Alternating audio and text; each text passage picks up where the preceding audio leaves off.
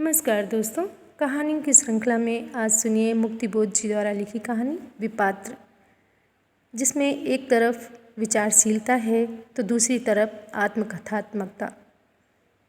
मुक्तिबोध की कहानियाँ ऐसी ही हैं जो नुकीले और चुभते सवालों की ठाठ से रहने के चक्कर में बंधे हुए बुराई के चक्कर तोड़ने के लिए अपने अपने स्तर पर कितना प्रयत्नशील व्यक्ति है उसे दर्शाती हुई सी दिखाई पड़ती हैं।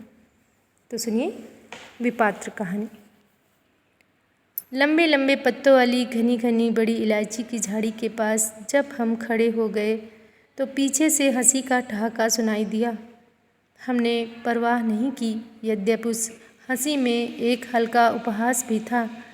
हम बड़ी इलायची के सफ़ेद पीले कुछ लंबे पंखुड़ियों वाले फूलों से मुग्ध होकर उसे देखते रहे।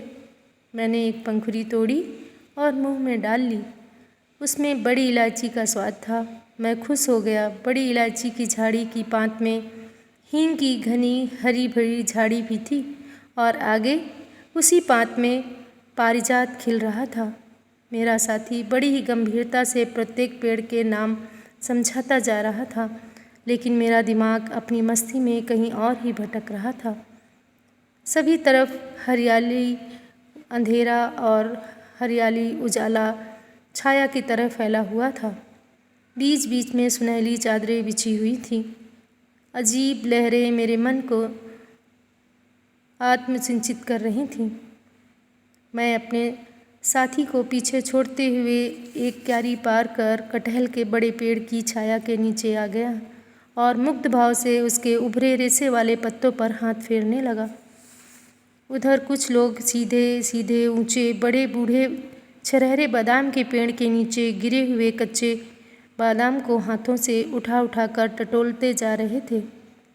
मैंने उनकी ओर देखा और मुंह फेर लिया। जेब से दिया सिलाई निकालकर बीड़ी सुलगाई और अपने बारे में सोचने ही वाला था कि इतने में दूर से एक मोटे सज्जन आते दिखाई दिए। उनके हाथ में फूलों के कई गुच्छे थे। वे विलायती फूल थे, अलग डिजाइनों के, अलग रूप रंग के, जो गुजराती स्त्रियों की सादा किंतु साफ सफ़ेद साड़ियों की किनारियों की याद दिला रहे थे। जाने क्यों मुझे लगा कि वे फूल उनके हाथों में शोभा नहीं देते, क्योंकि वे हाथ फूलों के योग्य नहीं हैं। मैंने अपनी परीक्षा करनी चाहिए। आखिर मैं उनके बारे में ऐसा क्यों सोच रहा हूँ। एक ख्याल तैर गया कि वे सज्जन किसी दूसरे अपने बड़े की हुबहू नकल उतार रहे हैं। उन्होंने अपने आने जाने किसी बड़े आदमी के रास्ते पर चलना मंजूर किया है। उनके हाथ में फूल इसलिए नहीं है कि उन्हें वे प्यारे हैं, बल्कि इसलिए है कि उनका आराध्य व्यक्ति बागवानी का शौकीन है और दूर अहाते के पास कहीं वह खुद भी फूलों की डंठलें सहित चुन रहा है। वे सज्जन मेरे पास आ जाते हैं, मुझे फूल का एक गुच्छा देते हैं, कहते हैं कितना खूबसूरत है। मैं उनके चेहरे की तरफ देखता रह जाता हूँ। तानपुरे पर गाने वाले किसी शास्त्रीय नौजवान संगीतकार की मुझे याद आ जाती है।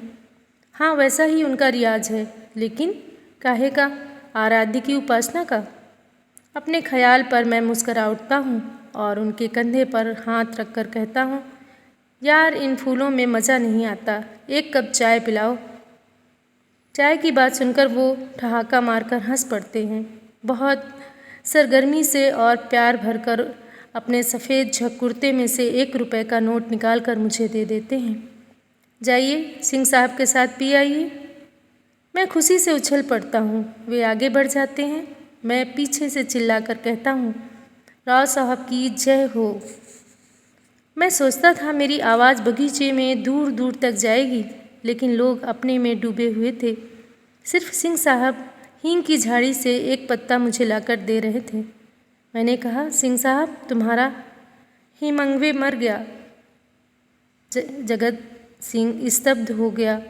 वह कुछ नहीं कह सका। उसने सिर्फ इतना ही पूछा, कहाँ पढ़ा, कब मरा। मैंने समझाते समझाते उन्हें मेरे मन में भी दुख के भाव आने लगे। मैंने कहा, जानबूझकर उसने किया ऐसा। जगत सिंह ने, जिसे हम सिंह साहब भी कहते थे, पूछा। बंदूक उसने खुद अपने आप पर चला ली? मैंने कहा नहीं, वह चल गई और फट पड़ी। मृत्यु आकस्मिक हुई है। जगत सिंह ने कहा, अजीब बात है। मैं आगे चलने लगा। मेरे मुख में बात झड़ने लगी। हेमिंग्वे कई दिनों से चुप और उदास था। संभव है अपनी आत्महत्या के बारे में सोचता रहा हो, यद्यपि उसकी मृत्यु हुई आकस्मिक कारणों से है। मेरे सामने एक लेखक कलाकार की संवेदनाओं के, उसके जीवन के स्वकल्पित चित्र तैरते जा रहे थे। इतने में मैंने देखा कि बगीचे के अहाते के पश्चिम छोर पर खड़े हुए फूटे फव्वारे के पास वाली क्यारी के पास से राव साहब गुजर रहे थे। उनके श्वेत धोती शरद के आतप में झलमला रही थी कि इतने में वहाँ से घबराई हुई लेकिन संयमित आवाज़ आती है, सांप सांप, और मैं जगत सिंह ठिठक जाते हैं। मुझे लगता है जैसे अपशगुन हुआ हो। सब लोग एक उत्तेजना से उधर निकल पड़ते हैं। आम के पेड़ों के झरमट के नीचे एक बूढ़े यूकेलिप्टस के पेड़ की ओर हाथ भर का मोटा सांप लहराता हुआ भागा जा रहा था। मैं स्तब्ध मुग्ध रह गया। क्या मस्त लहराती हुई चाल थी, बिल्कुल काला लेकिन सांवली पीली डिजाइनों वाला। नौजवान माली हाथ में डंडा लेकर खड़ा था, उस पर वार नहीं कर रहा था। सबने कहा, मारो मारो, लेकिन वह खड़ा रहा। मैं नहीं मारूंगा साहब, यह यहाँ का देवता है, रखवाली करता है। इतने में हमारे बीच खड़े हुए एक नौजवान ने अपने हाथ में डंडा छीन लिया, लेकिन तब तक सांप झाड़ियों से गायब हो चुका था। एक विफलता और प्रतिक्रियाहीनता का भाव हम सब में छा गया। सांप के किस्से चलने लगे। वह करेंट था या कोबरा, वह पनियल था या अजगर। हमारे यहाँ का जूलॉजिस्ट ज़्यादा नहीं जानता था, लेकिन हमारे डायरेक्टर साहब लगातार बताते जा रहे थे। आश्चर्य की बात है, सांप सर्दी के मौसम में निकला। ज़्यादातर तो वो बरसात और गर्मी के मौसम में निकलते हैं। मैं और जगत सिंह उस भीड़ से हट गए और क्यारियों के बीच बनी हुई पगडंडियों पर चलने लगे। मैंने जगत सिंह से कहा, लोग बातों में लगे हैं, जल्दी निकल चलो, नहीं तो वे लोग जाने नहीं देंगे। हमको मालूम नहीं था कि हमारे पीछे जरा दूरी पर राव साहब चल रहे हैं। उन्होंने वहीं से कहा, हाँ हाँ जल्दी निकल जाओ, नहीं तो लोग अटका देंगे। वे हंस पड़े। उनकी हंसी में भी हमने हल्के से व्यंग की गूंज सुनी थी। अब वे हमारे बराबर आए और कहने लगे, सांप के बारे में तो सब लोग बात कर रहे हैं। कोई मुझे नहीं पूछता कि आखिर मैंने उसे कैसे देखा, वह कैसे निकला, कैसे भागा। यह कहकर वे अपने पर ही हंसने लगे। मैंने कहा, शायद माली ने उसे पहल देखा था। और क्या यह सच है कि नाग यहाँ की रखवाली करता है? कहते हैं कि इस बगीचे में कहीं धन गड़ा हुआ है और आज के जो मालिक के परदादे की आत्मा नाग बनकर उसके धन की रखवाली करते हुए यहाँ घूमा करती है, इसलिए माली ने उसे नहीं मारा। जगत ने कहा, अजीब अंधविश्वास है। हम इस बीच गुलाब के फूलों से लदी बेल के छाए हुए कुंज द्वार से निकलकर लुकाट के पेड़ के पास आ गए थे। उधर अमरक का घना पेड़ खड़ा हुआ था। बगीचा सचमुच महक रहा था, फूलों से लदा था, बाहर से आया था। एक आम के नीचे डायरेक्टर साहब के आसपास बहुत से लोग खड़े थे, जिनके सिर पर आम की डालियां छाया कर रही थीं। सब और रोमांटिक वातावरण छाया हुआ था। मैंने अपने आप से कहा, क्या फूल पेड़ महक रहे हैं, बगीचा लहक रहा है। कुत्ते मारकर डाले हैं पेड़ों की जड़ों में। यह राव साहब थे। मैं विस्मित हो उठा। जगत स्तब्ध हो गया। मेरे मुंह से सिर्फ इतना फूटा, ऐसा? लेकिन जगत ने कहा, नाग को छोड़ देते हो और कुत्तों को मार कर डालते हो। राव साहब ने हंसते हुए कहा, कुत्ता जनता है, नाग तो देवता है, अधिकारी है। कहकर राव साहब ने मुझे देखा, लेकिन मेरा मुंह पीला पड़ चुका था। असल में उस आशय के वे मेरे शब्द थे जिसका प्रयोग किसी दिन मैंने किया था। उसका संदर्भ जगत नहीं समझ सका।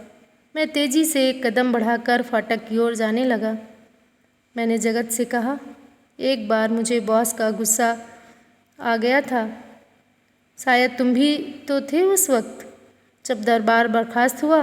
तब बॉस की आलोचना करते हुए मैंने कहा था कि ये लोग जनता को कुत्ता समझते हैं। राव साहब मेरे उसी वाक्य की ओर इशारा कर रहे थे। जगत मेरे दुख को समझ नहीं सका, लेकिन मेरे रुख को और बॉस के रुख को बहुत से मामलों में जैसा कि दिखाया दिया जाता है खूब समझता था। उसने सिर्फ यही कहा, राव साहब से बचकर रहना, कहीं तुम्हें गड्ढे में ना गिरा दे। कहानी अभी जारी है। आगे की कहानी को हम अगले भाग में सुनेंगे। चूँकि ये कहानी बहुत विस्तृत है और मुक्त बोध की कहानियाँ अपने आप में एक आत्मसंघर्ष को लिए हुए रहती हैं, उसकी परख हम अगली कहानी के भाग में सुनेंगे। तो आज का कहानी को मैं यहीं समाप्त करती हूँ। नमस्कार।